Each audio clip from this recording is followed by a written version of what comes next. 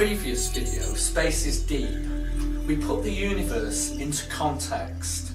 We looked at the evolution of stars and galaxies, and in the following series of videos we'll be taking a closer look at the cycles of birth and death of stars. And in this first one we'll be examining how stars form in interstellar dust clouds.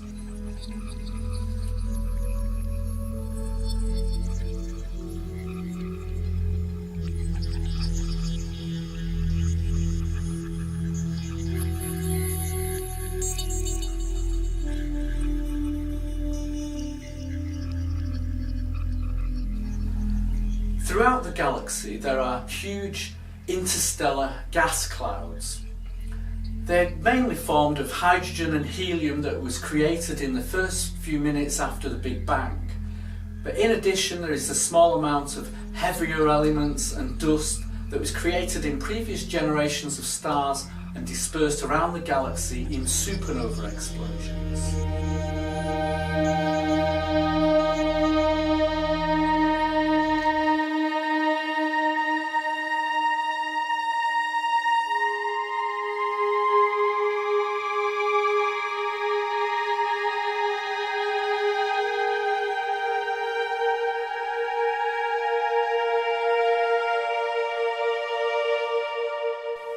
If the density of an interstellar gas cloud increases slightly, this can cause it to contract and condense under its own gravity. And this increase in density can come about in a number of ways. If two galaxies collide, then the interstellar gas clouds that they contain can meet, and this can increase their density, and this can trigger collapse and condensation.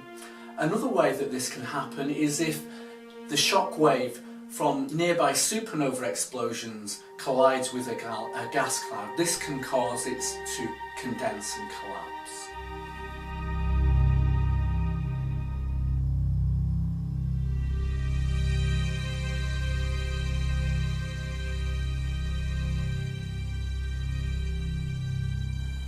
These collapsing gas clouds fragment, and smaller regions of gas within the gas cloud continue to condense and contract under their own gravity. This releases gravitational binding energy which heats up these regions of gas, and they become protostars. They will go on to evolve into fully blown stars.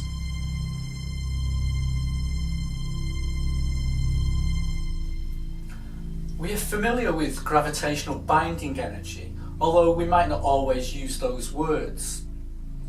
If we pick up an object, we increase its gravitational potential energy. Then if we drop it and let it fall to the ground, as it's accelerated towards the Earth, the potential energy is converted into kinetic energy. Then when it hits the ground, this kinetic energy is converted into other forms of energy such as sound energy. But ultimately this energy is dissipated as heat.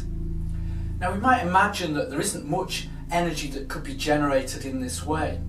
But imagine a meteor that's hitting the Earth's atmosphere at thousands of miles an hour. It'll burn up in the atmosphere. And this energy that is released is ultimately derived from gravitational binding energy.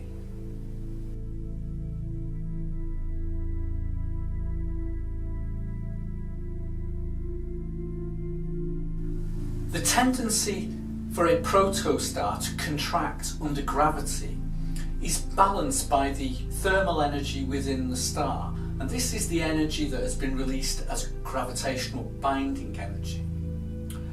But the protostar loses energy as it's radiated into space, and over the course of perhaps millions of years it will gradually contract, and the pressure within the star will increase and the temperature at its centre will increase.